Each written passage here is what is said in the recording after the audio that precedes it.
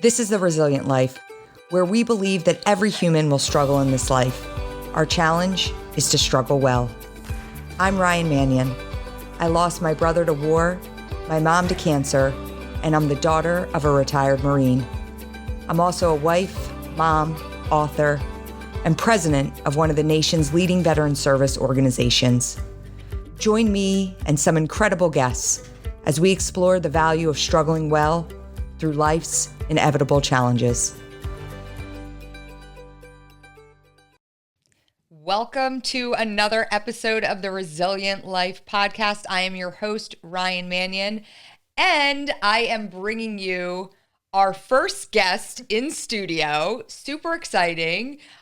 Amy Looney is the vice president of the Travis Manion Foundation, one of my best friends, and co-author of the book that we wrote together, The Knock at the Door. Amy, welcome to the Resilient Life. Thank you, Ryan. Super honored to be here and be your first in-person guest in studio. Yeah, awesome. So I was trying to think about, it was funny because I was thinking about how do I start this interview? And, you know, with all of our other guests, even ones I'm close to, there's this kind of natural cadence of, well, I want to talk about this and I want to talk about this. But we only have an hour and there's so much to think about in terms of our story together, your story independently. And I think important for our listeners to start off with a little background. So let's start from the beginning. Amy Hastings, born in Maryland, right? Salisbury, Maryland. Okay. Yeah. And you live in Maryland, you're raised by a single mother. Yep. And tell us a little bit about your childhood growing up, because I think it is an important stepping stone into who you are as an individual. Yeah, no, I definitely agree. So anyone that knows the Eastern Shore, so to say, which is sort of that, what we call slower, lower Delaware that connects with like the side of Maryland that's close to Salisbury. They're like right on the Mason-Dixon line there.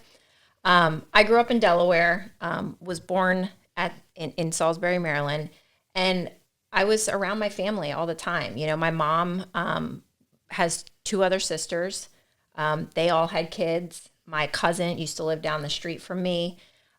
Basically, up until the age of 13, I really never left the state of Delaware or that little like tri-state area in Maryland.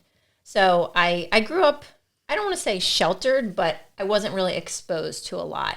My family was pretty tight-knit. My grandfather started a furniture company that is now one of the largest furniture companies on the Eastern Shore in Delaware, called Johnny Janasics.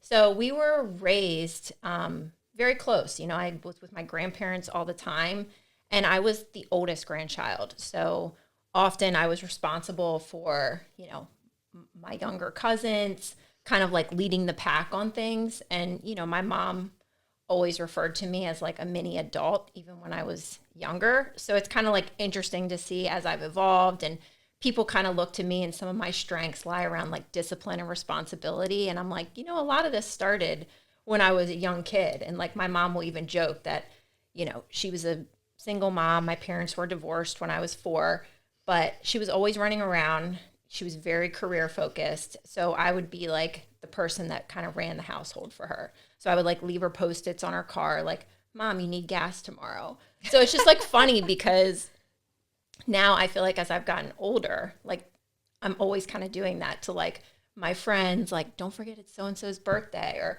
you know, at work, don't forget we've got this going on and this has to be done by this deadline. So it's little things like that kind of growing up in that, you know, small environment, but being like kind of in charge of all the other cousins and whatnot, like kind of led me to sort of this role that I'm in now.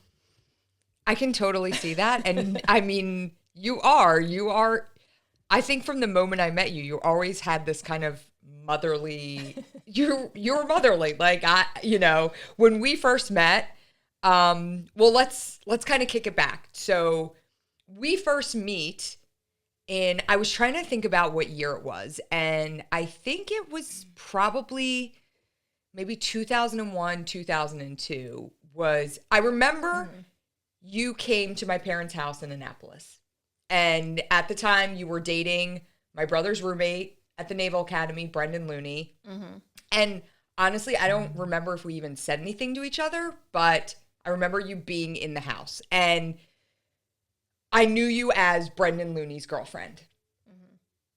And you and Brendan get married, and you start building a life for each other, with each other. And Brendan is serving in the Navy. Travis is serving in the Marine Corps.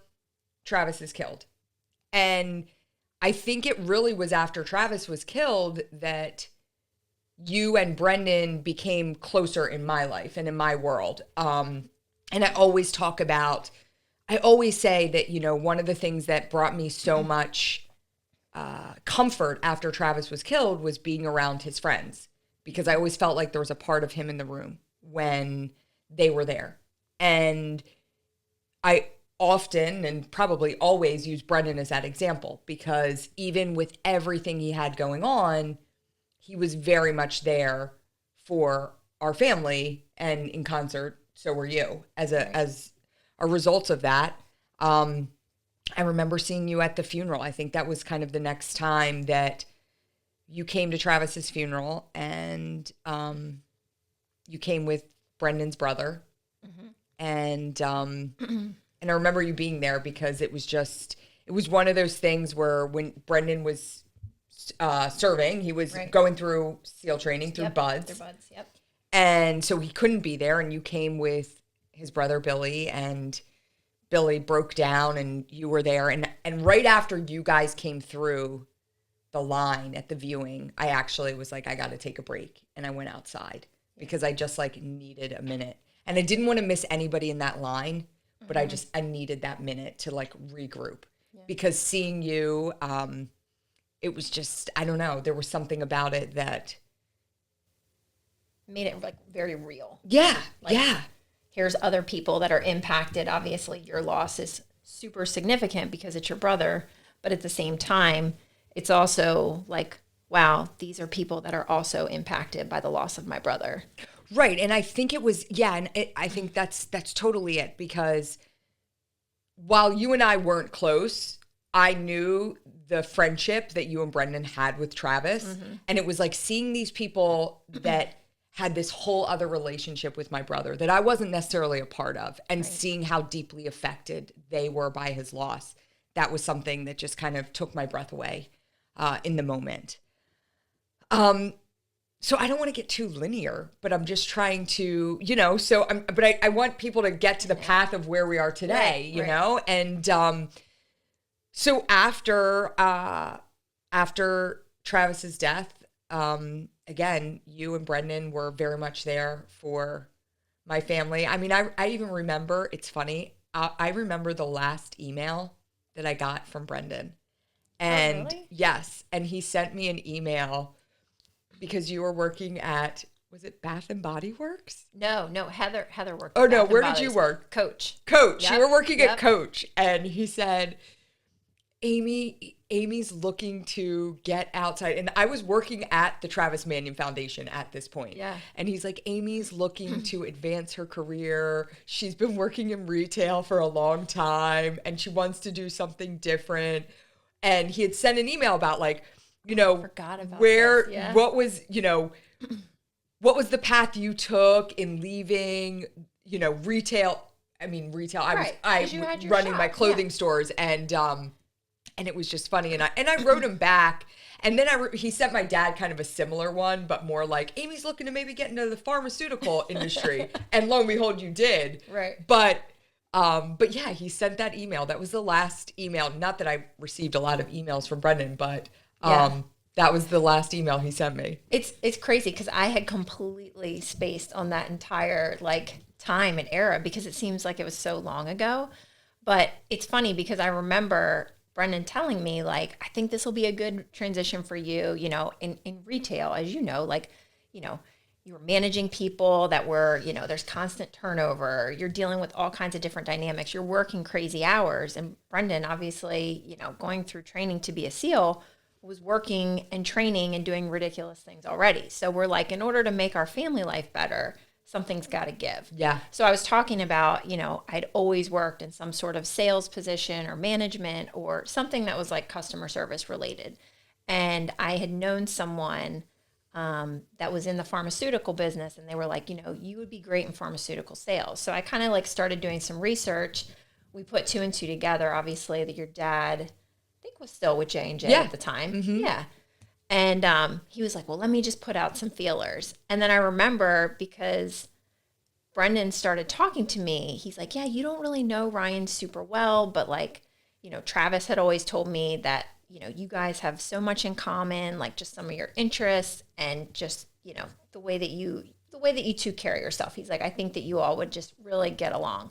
And we never really got to know each other really until after, we had met with your parents, and I think maybe you were there once or twice. Mm-hmm. But then it was like the next thing we know, after Brendan sent that email, a couple months later was when he was killed in Afghanistan. So it's like crazy, because I remember that year you sent me a Facebook friend request. Oh, like I did? After. This is like how I remember it.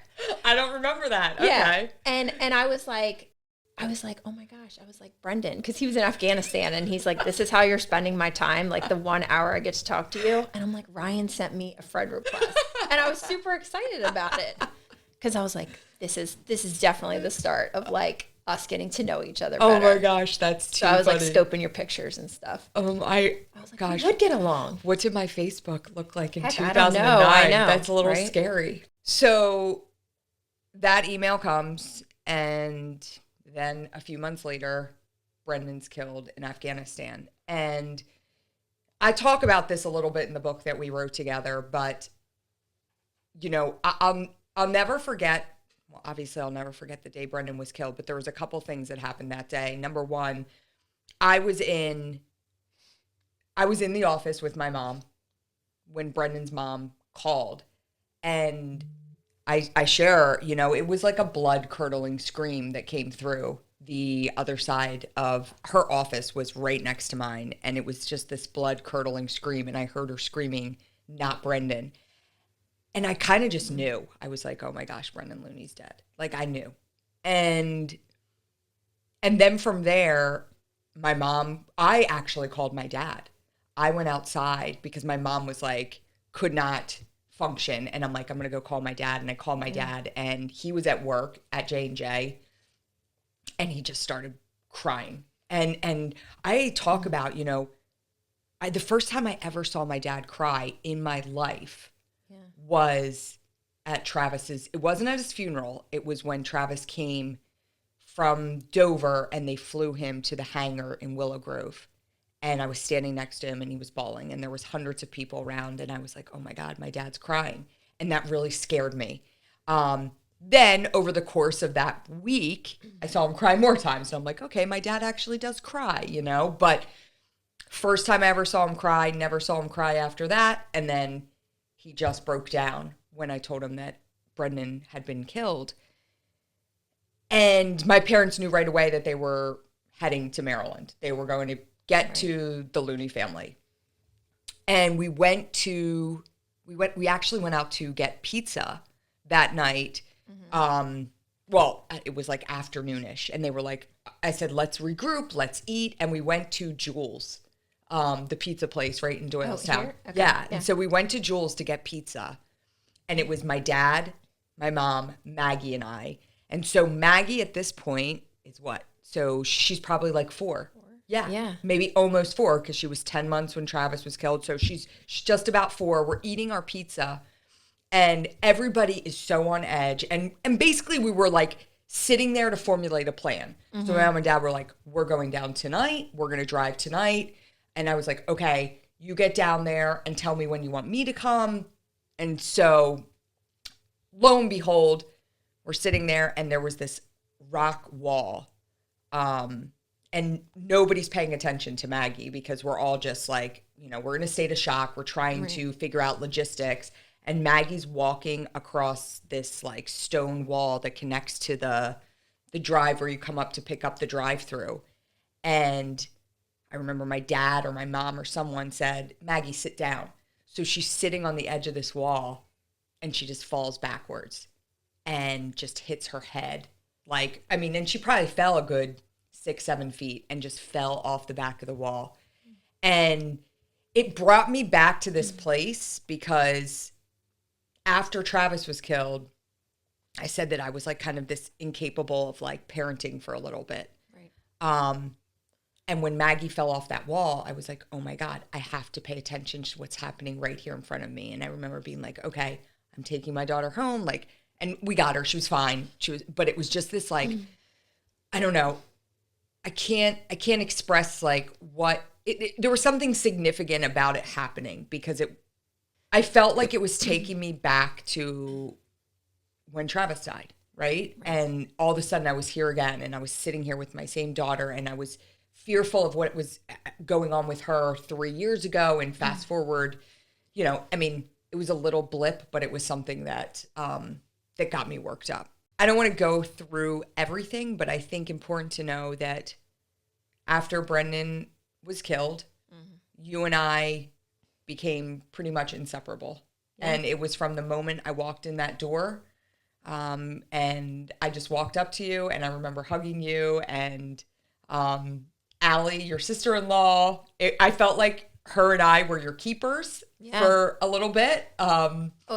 It's so true because I felt like, you know, there was just so much, even though our losses were different, I knew that you were someone that really understood how significant this loss could be and how it is. And you've spent the last 3.5 years dealing with your loss. So it gave me some sort of hope and inspiration that like, okay, someone in this room actually understands and knows and can help guide me on how I should be processing this. Yeah. And that was at that time, and you know, right immediately after someone dies, it's like you just need that glimmer of hope. Like you need something to hold on to because everything else has completely fallen apart. Yeah.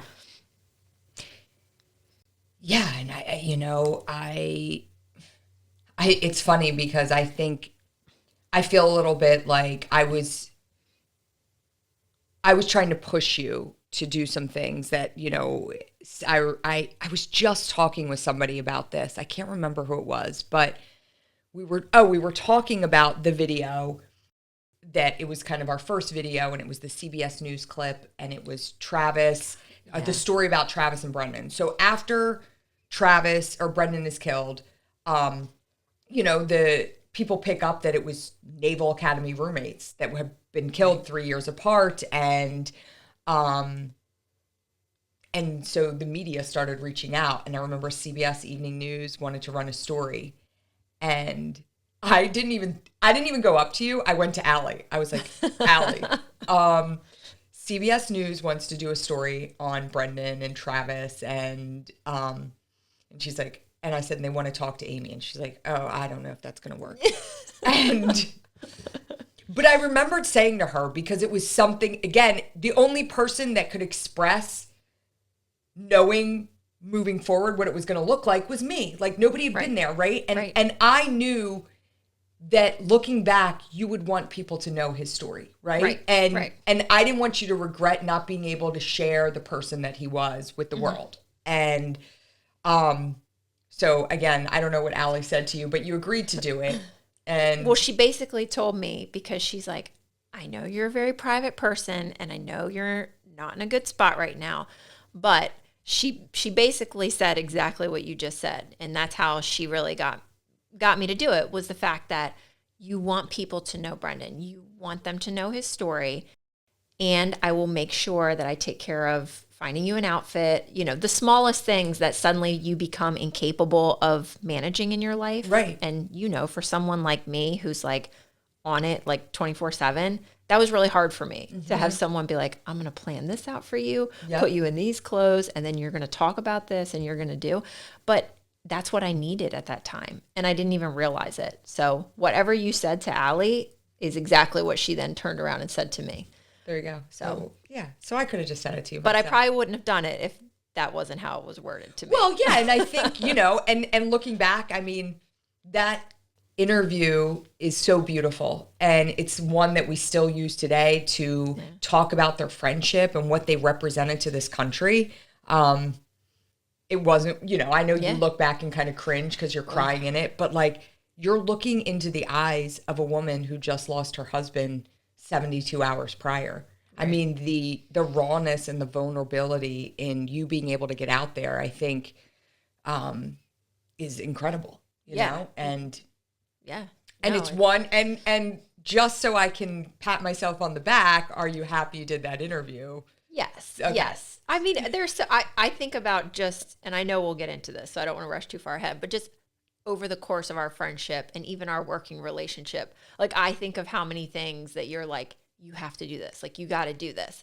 And I always, one of the things I always talk about is like how someone who hated change has now embraced change and has learned how to grow and prosper from it. Mm-hmm. And I feel like sometimes if you didn't give me these little plugs or these little like snippets to push me to do it, I always am like, oh, I don't want to do this. And then I do it and I feel so good about how it came out, what people are going to think about it, and the message that came from it. So yes, I'll give you your pat on the back. There you go. I know that's what you're actually not the first person that classifies me as someone that pushes them to do things they don't want to do. Yeah. I'm told that by a lot of people. But I think, I think the reason for that is because a lot of times I push myself to do things that I don't want to do. And like you said, when you come out on the other side and you get that feeling of like, oh my God, I'm so glad I did this, And so it's about kind of giving that feeling and that opportunity to other people.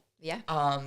So you joined TMF. You joined the Travis Manion Foundation after, how many years after Brendan did you join us? I mean, it was... Well, let's see. I've been with the foundation for about 8 now, just over 8. So I want to say it was it was in May of 2012. So it was right after your mom passed away. Mm-hmm. And it's funny. I don't know if you talk about this in the book, but the way you joined TMF, I love how people a lot of times they want to know the strategy of how we decided to open up our West Coast office and what was the, what was the plan behind that. And I'm like, well, the plan behind that is that Amy said she wanted to work at TMF, and my mom was like, great, we'll open up an office. And you said, I want to work at TMF, but I live in San Diego. And my mom she was so sick at the time. If you remember, you and I were sitting in bed with her. We were in DC. She came for the marathon, yep. But she was so sick she couldn't get out of bed. And you and I were sitting on the bed with her, and you were talking about how you were just not finding purpose or feeling fulfilled doing pharmaceutical work anymore, pharmaceutical sales.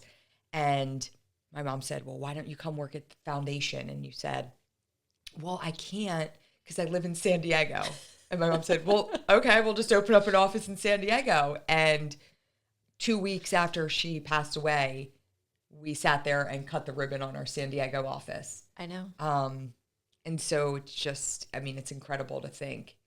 And I probably would have said to you, had my mom not been there, I'd have been like, well, you've got to move to Doylestown, Pennsylvania if you want to work here. So that's what I loved about her more than anything is she was willing to take risks and say, no, we're going to do this and we're going to be bold and we're going to move forward.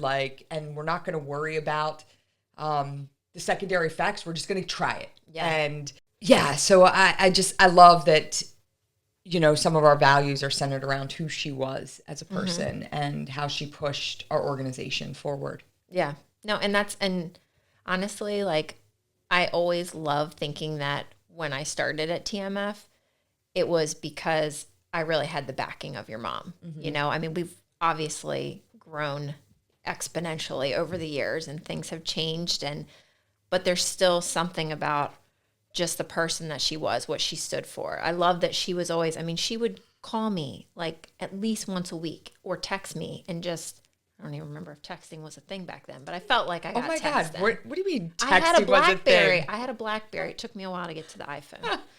She didn't BBM me.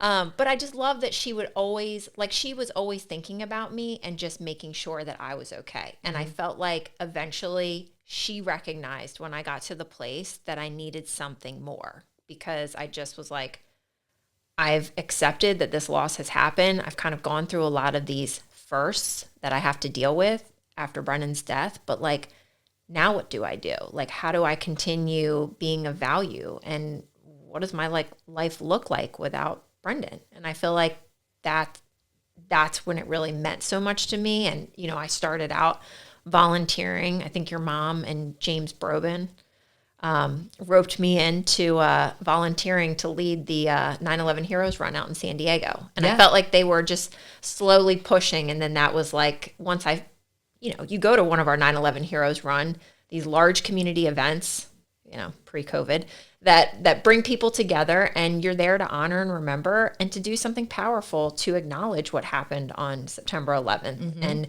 those that we've lost at that time and in the war since. And it was just really powerful for me to get that feeling like people care. People want a community. They want to be of value, and they want to continue serving and demonstrating their appreciation and their thanks.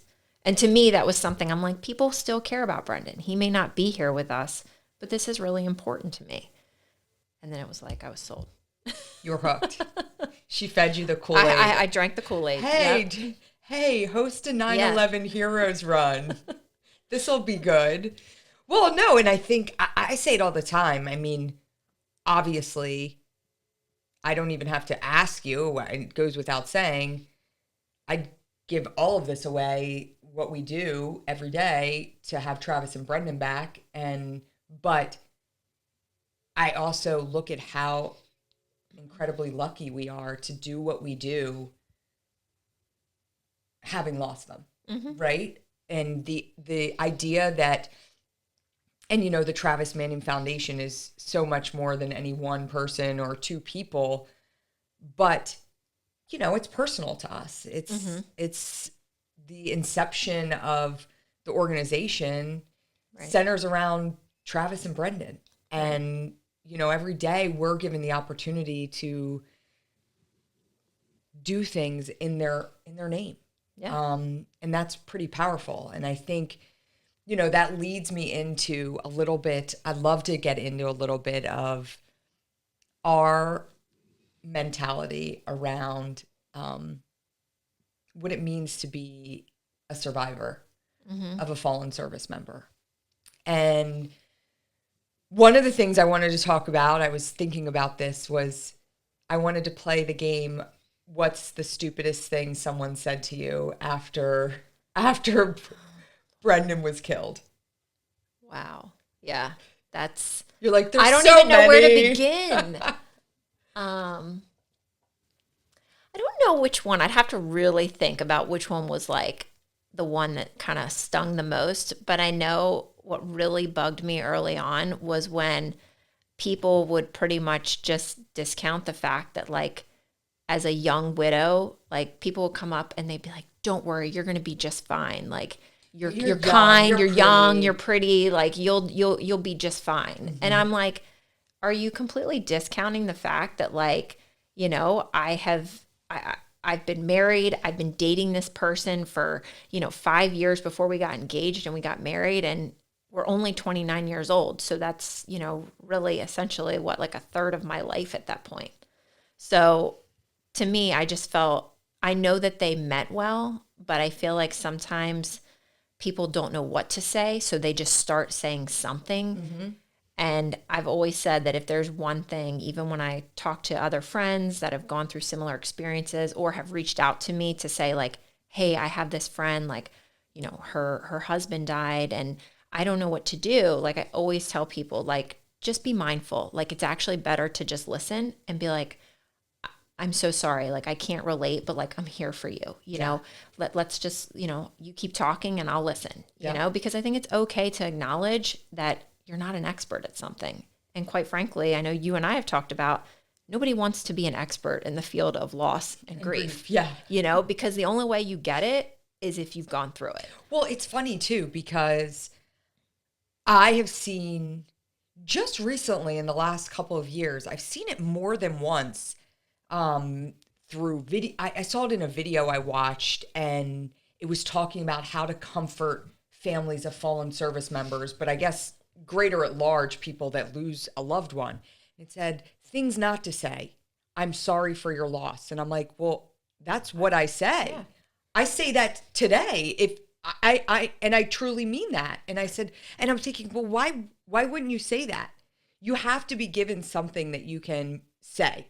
And I think that's a great statement. And so I completely disagree. And of course, this was somebody with a PhD in grief therapy. I got my PhD in the School of Hard Knocks, but like, I feel like it is completely appropriate to say to someone, I'm sorry for your loss, because why you may not have experienced that same loss, you can still feel. You have empathy for the situation. Absolutely. Like, you don't want to be in those shoes. You don't want to have to go through that. So simply by taking a step back and acknowledging and feeling remorse for what that person is going for, I think is perfectly fine. I would have much preferred someone said, I'm sorry for your loss versus the variety of other things that I think heard. the thing that bothered me, and I got it from multiple people, and again, I know that they were trying to be kind, and they were trying to say something that wasn't meant to hurt, but it did. Remember when Travis was killed, it was 2007. It was the height of the Iraq War. It was the surge, as they called it. And so things were very hot. The country was very divided on the direction that the conflict was being taken. Right. And so I had multiple people that would say, yeah, it's such a shame, and they'd bash the president and say, all these young men dying for nothing. And I'm like, are you kidding me? And I remember I was actually getting my hair cut and I was lying back in the chair and the woman was washing my hair and she said something like that. And I was just lying there. My eyes were closed and I was like, I just like lost. And I'm like, well, my brother believed in what he was doing. And, and I just kind of went off and she's like, oh, I'm sorry. I didn't mean it that way. And I'm like, well, yeah, then don't say it. If you didn't mean it that way, then don't say it, Yeah. Yeah. And that's not meant to scare people into not saying stuff to people that lose someone.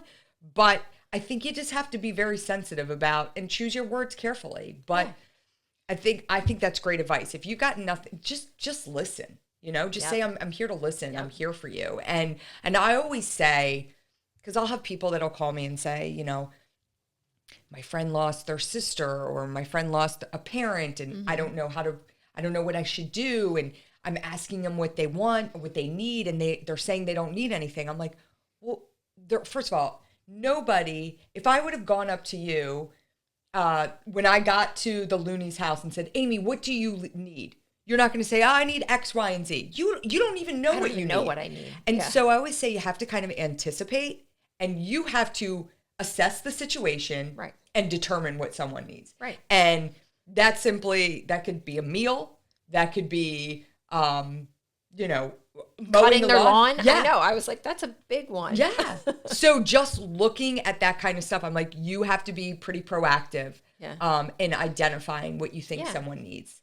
And you're better off just taking time and go ask a friend of a friend or someone that maybe knows the situation a little bit more closely than you, because I always appreciated when, you mentioned Allie kind of being like my point person, like people would go up to Allie and finally like Allie and I would be in a moment, later on in the night and we were relaxed or having a glass of wine or something. And I was like in an okay spot. And then she'd be like, so what do you think about this? Because someone would mention it to her and then she'd find that right time to bring it up to me when I was more receptive to it. Right. And could process like what someone actually wanted to do. And then there were, she was also my buffer to the point where she's like, no, Amy would absolutely not want anyone to do that for her. She would be mortified. Yeah. So she could kind of like, I just encourage people that if you don't know, go and ask someone and figure out what's the best way to do. And it's okay to wait a little bit too. Sometimes people, those initial like several months, even within that first year, you don't even know what end is up half the time. I mean, I couldn't even tell you one thing I really did that first year after Brendan died or one decision that I made that seemed like it was a good one. Other than ensuring that Brendan was buried next to Travis. I think that was the only decision that I actually made that year that makes sense. Made sense then, and it makes sense now. Yeah. You know? Yep. I'm glad you made that decision for sure. Yeah. So I think, it leads into this idea of what to say, what you should say, what you shouldn't say, but more in general terms, like what it means to be a survivor. And I'll tell you, sometimes that word bothers me because I'm like, a survivor. Like, I don't know. Frankly, I don't all the time feel worthy of that term. Like, I don't want to be called a survivor. Right. I'm the sister of a fallen Marine. He's the one that sacrificed. Right. He's the one that served, but I think there is a stigma, and we've talked about this a lot. There's a stigma around families of fallen service members. And just like there's a stigma around our returning veterans that they're all broken, that they're all dealing with PTSD, that they're all struggling with mental health issues, when in fact the majority of them aren't, and we still have to support the ones who are 100%. But I think there's also a stigma around families of fallen service members that they're all broken too. Right. That part of it is, I think, the mystique that no one can fully understand that sort of pain and what happens. Right. But I think, people have a lack of understanding for the fact that, people do rise up, they do move on, and they do go to do some amazing things. Right. But I think, I think society as a whole doesn't really understand how to deal with grief and loss, because it's always been, even earlier on, you see, family members that show up, they wear all black. It's very traditional. Nobody talks about it. It's like, it's kind of like the elephant in the room, like, it happened and it's there, but we're just going to kind of brush it off. And I feel like in some ways it's almost like survivors, it's almost like because people don't know how to handle it, they almost just automatically assume the worst because they can't fathom what that person has been through, so that they kind of like write them off at that point. Yeah. They assume that they need all this time, they need coddling, and they need, nothing that reminds them of the person that they lost, which is what we found completely the opposite. I actually really thrive on the opportunities when I do get to talk about Brendan now and again. Yeah. It's not as often as it was, but I do appreciate having the memories and things that make me laugh. I try to focus on the good times and what you can take from that, Yeah, and I think there was a really pivotal moment, I think, not only in our friendship, but just in the way that we both viewed ourselves as family members of fallen service members, and how we wanted the rest of the country to look at this group of individuals outside of just me and you, but the collective group. And it was at a seminar that you and I were both at in Philadelphia. And we were at the seminar, and it was a great event. And there was, I would probably say, over 100 families of fallen service members there. And there was a lot of different modules that were taking place around different things, as and everybody was in a different phase in their grief. At this point, I was probably 4 years out. You're maybe 1 year out. And there was a woman that got up. I think she was a doctor. She had some sort of degree in psychology and she did this kind of joking thing where she came in from the bathroom and she had toilet paper hanging out of the back of her pants, like in her pocket, right? Yeah. Like a trail of toilet paper. Yeah. And she pulled it out. And you remember this? Yeah. It's funny what we remember and what we don't, but I actually was just talking about this on Tuesday because I was doing a panel discussion and someone was asking me about why did you choose this path in life? How did you get there? And I thought they actually put a box of tissues. I think there were boxes of tissues on our table too. See, I remember her with it, putting it down and being like, it's okay to cry every single day of your life if that's what you want to do. Yes. So that's what she said to us. She looked at everyone in the room and said something to the effect of, it's okay if you want to cry every single day for the rest of your life. That's it. Almost like you've earned that. Right. No one has been through what we've been through, and that choice is ours and ours alone. And I remember you and I just looked at each other, and we both were like, no, no way.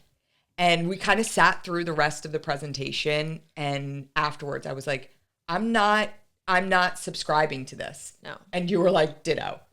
Yeah. I mean, no one can explain the feeling that you feel after losing a loved one. And it's very hard to take and imagine that feeling, just that awful, like you feel depressed, you just feel miserable, lonely. I mean, you name it.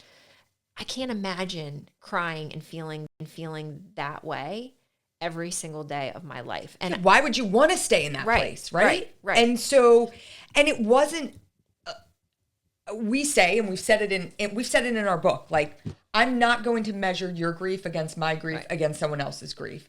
But the fact of the matter is that I want to live a life worthy of Travis's sacrifice. Right. And exactly.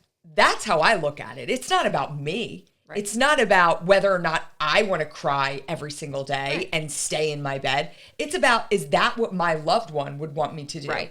And I'd be challenged to find someone that's going to say, oh yeah, my husband or my brother or my father would want me to stay curled up in a ball. No, they wouldn't. They want you to live a life. They want you to go on living. And so that was a really pivotal moment for us working together at the Travis Manion Foundation, because we're working with families of the fallen ourselves, right? And I remember we started to identify, like, well, what does our work with families of fallen service members look like? And how does it differ from these very traditional senses of working with psychologists who are working you through and frankly giving you advice like this? Right. And that's kind of where our theory started to evolve, in this idea of the best way to honor the fallen is by challenging the living. Right. And we challenge ourselves by going out and serving in our loved one's name. Right. And doing things that push us to be more. And, you know, like even when we were talking earlier about, you know, you pushing me to go do this, and I'm like, I don't really want to, but I'll do it. I feel so much more empowered, and I feel like, wow, I've actually accomplished something that I never even thought I was capable of doing. And that has so much power in just your own individual growth. And I feel immensely grateful for the fact that, like, while doing these things that challenge and push me out of my comfort zone, I'm learning and growing and developing and building myself up again. But I'm also able to carry on and honor Brendan's legacy. Yep. And that really intertwined with that personal growth and development has just been instrumental for me over these years. I think one of the biggest things, so we do at the Travis Manion Foundation, we do, they're called expeditions, survivor expeditions, where we're taking families of fallen service members all across the world, essentially, to serve for a week in honor of their loved ones. And it was this idea of honoring the fallen by challenging ourselves to do more, right? To give back. And it's crazy because these trips start happening, and I'm hearing, I mean, you're doing all sorts of crazy stuff. You're like Machu Picchu, you're swimming the English Channel. Relay, I mean, and I'm just like, yeah, go girl, you're doing good. Keep it up. But every time you came back, you would talk to me about how, like, life-changing these experiences were. And it took me a while to, you know, I was the one out there selling them. I was out there finding the people to provide the financial support to keep these going. But I really wasn't ready myself to take that leap to go on an expedition. And I don't know how it came to be, but I kept hearing about our Guatemala expedition, and we had probably been there like six times at least, taken groups to Guatemala. And I don't know if I just said I want to go to Guatemala, and then I was like, and you have to come with me. I don't know how. I mean, I definitely made you come. Yeah, no, you definitely because. Well, yeah, I mean, you were open to it. It's just funny because I think it goes back to like, you know, the differences between you and I. While we are very similar in many ways, like I'll be the first to go and do some like crazy, you know, physical challenge, but you'll be the first to like jump up and like speak to like 3,000 people with like no prep, you know? So it's just funny how I like had to convince you, and like you've always convinced me to do some of these things that aren't really in my comfort zone. Yep. But it was cool that when you actually went, you know, it's always like I used to tell people all the time, I'm like, you just have to go on them. Like it's hard to explain, you know, you have to go in with an open mind and you have to be vulnerable. And I think vulnerability, it's hard, you know, you're putting yourself out there, you're being open to whatever that allows you to do. But I think you've learned that sometimes when you're a little bit more vulnerable, you tend to learn more about yourself. Yeah, and I'm definitely not good at being vulnerable, like at all. It's something that I have to work on a lot. I don't like letting my guard down, but I think going into Guatemala in a situation like that, I was able to. Yeah. Because it was just like, okay, this is like a safe space. You were there. You brought my husband Joel. Was there. But Joel and you weren't married yet. No. No. It was right before our wedding. Yes, you were engaged at the time, and I brought my cousin, and I'm like, okay, I'm gonna bring my cousin, and she's also a nurse in case something happens. And so I felt like I had a crew that was there to protect me. But then when we got there, the group that we were with was so incredible too. Yeah. And you know, we show up in this third world country, and it's one of those things, and of course you hear it, but you all of a sudden, anything that we've experienced, you're looking at how these people are living, and you're just like, God, if there's ever like the idea of someone telling me you can cry every day for the rest of your life, look at these people that are just living with such, and that's the thing that got me about Guatemala is how happy everybody was. Mm-hmm. All these families, I mean, literally living under tarps. They don't know any different. And they had the most positive attitude. Yeah. And they were so incredibly grateful that we were there. And I needed that. Because I needed to come back, and I needed that dose of perspective. Yeah. You know? And I was able to come back and be reflective and also kind of look at where I was within my own life, within my own journey through grief. And, you know, I always say, people are like, when you get this too, like, well, when's it going to stop hurting? And I'm like, well, I mean, when you stop breathing, you know, that's the best answer. It's always with you. Yes, it's always with you. But you know what I always say today? I'm like, oh my God, if it wasn't with me, that would make me more upset. Right. Imagine if all of a sudden you just had no feelings about... no connection. Yeah. I mean, I want that feeling. Right. I want to grieve for my brother. Right. I want to know that those feelings are there because it makes it real, right? Yeah. And it reminds you that you still have that connection to that person. Yeah. And no matter how many years pass, no matter how many things change, right. You're not going to lose that connection. So... You know, so I think that is really when you look at how we look at what it means to be a family member of a fallen service member. I don't want people to think that we're like, get up and do something. Right. That's not it. Right. But I always say that we're kind of step 2, right? We're step 2 in the process.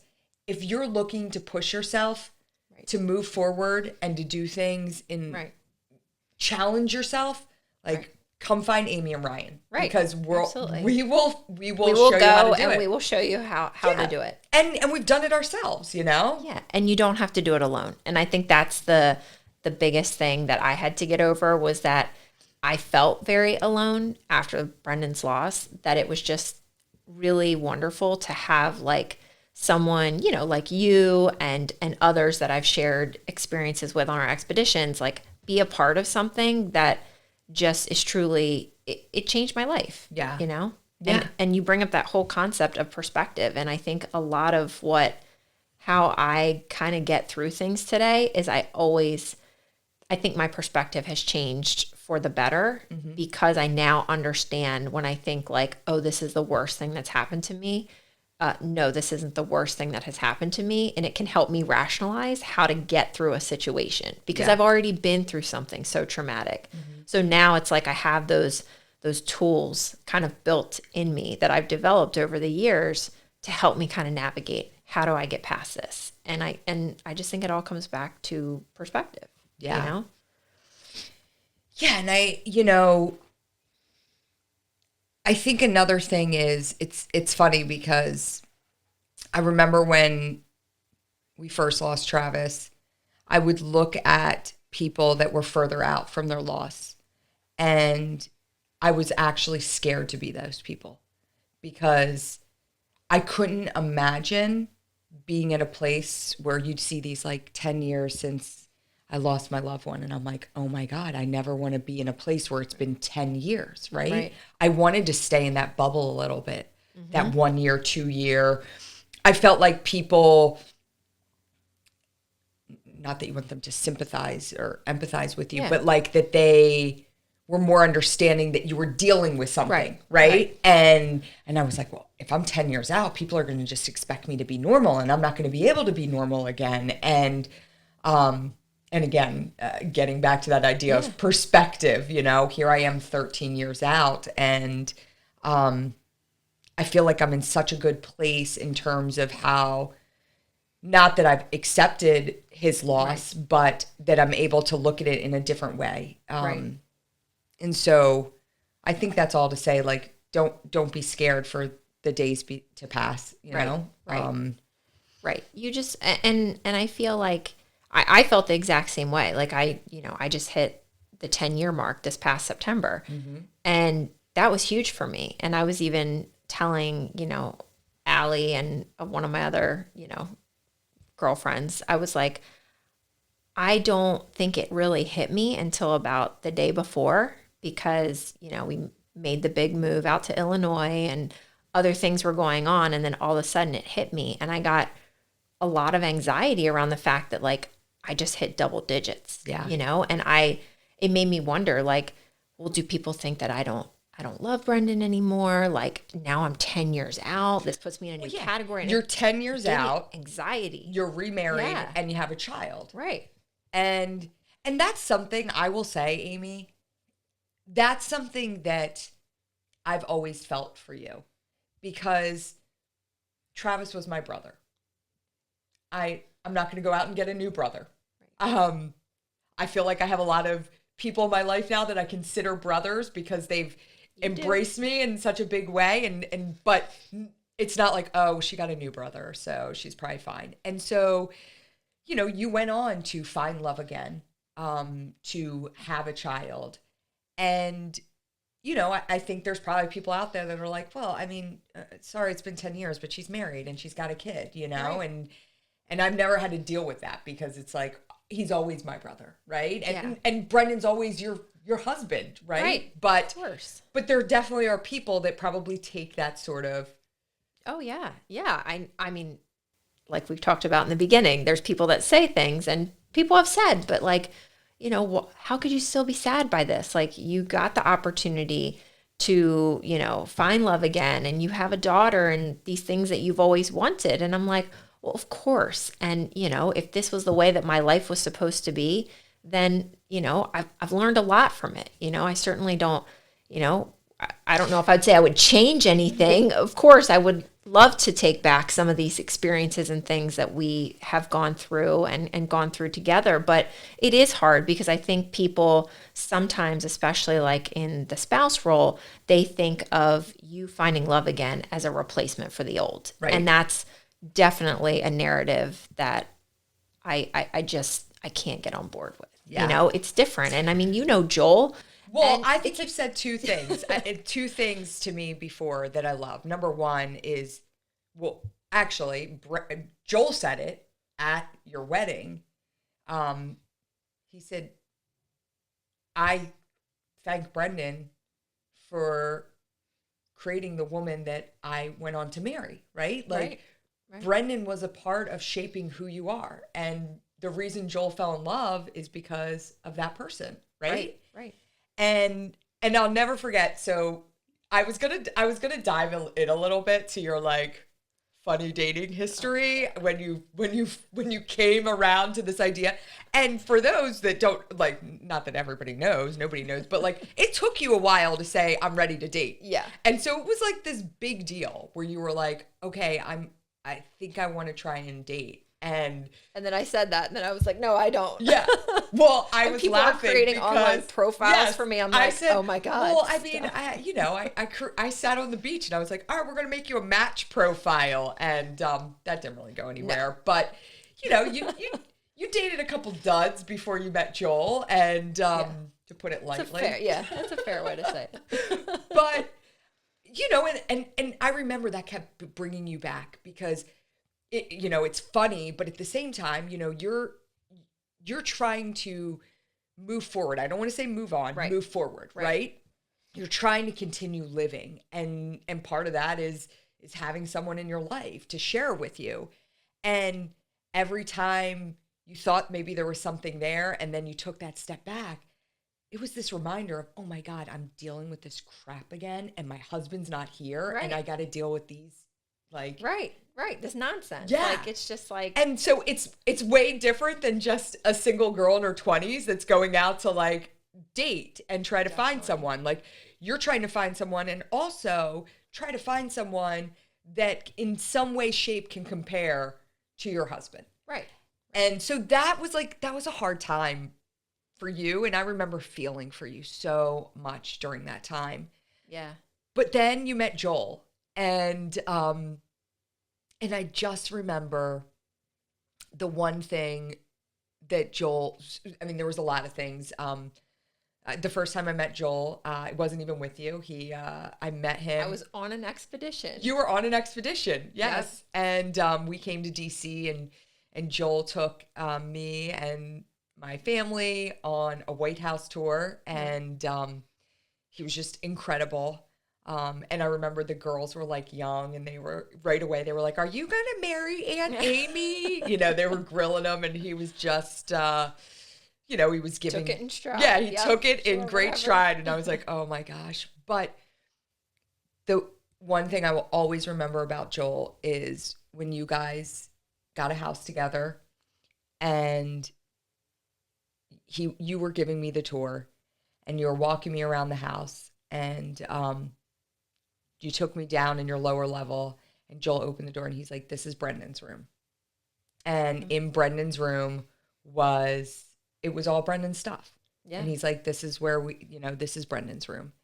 And I was like, God, like he's the one, you know, like this is Brendan's room. And we're, and it's just like, he accepted how much Brendan was a part of your life. And in order for you to move forward with someone, and it doesn't diminish the love you have with Joel or the life that you guys have created together. Right. But it takes a big person and a big guy to accept that. Right. Right. And that's, I always tell a lot of my other, fellow widow friends that take on dating. I'm like, there's a lot that comes with that because you're not just this single person on your own. Like you have a person that there's a legacy that you want to continue on, but you can find a way to incorporate, yes, I have, a wonderful husband in Joel, and we laugh and talk about stories with Brendan because he recognizes that the only way that he and I will have a future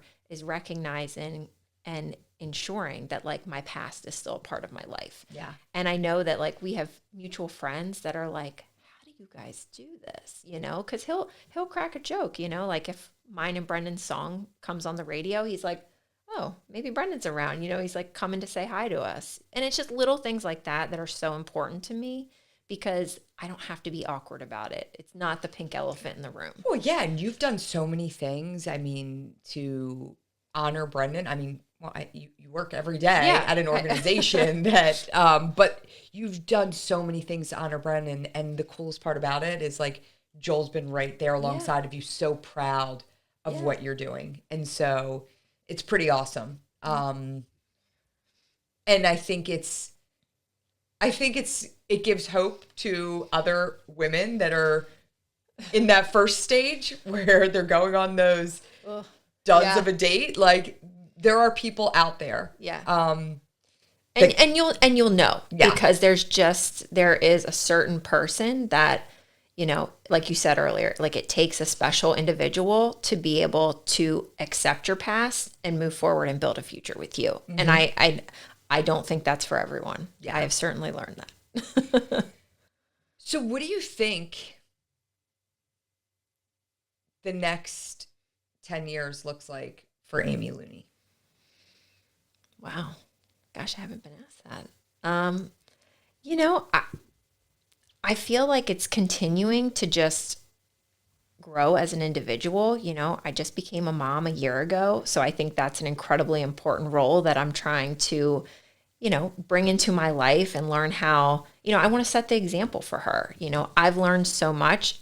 I don't want her to go through a lot of these experiences. You know, I think now that I'm a parent, you know, there's a part of me that wants to guard her from getting hurt in some of the ways that I have over my life. But I also want her to have a little bit of tough love where it's like, you do have to go through some of these struggles to really understand, like, how do you actually like grow and be a good person and like have values and go out and demonstrate like the good that's out there. Like take out all the noise that's going on in the world.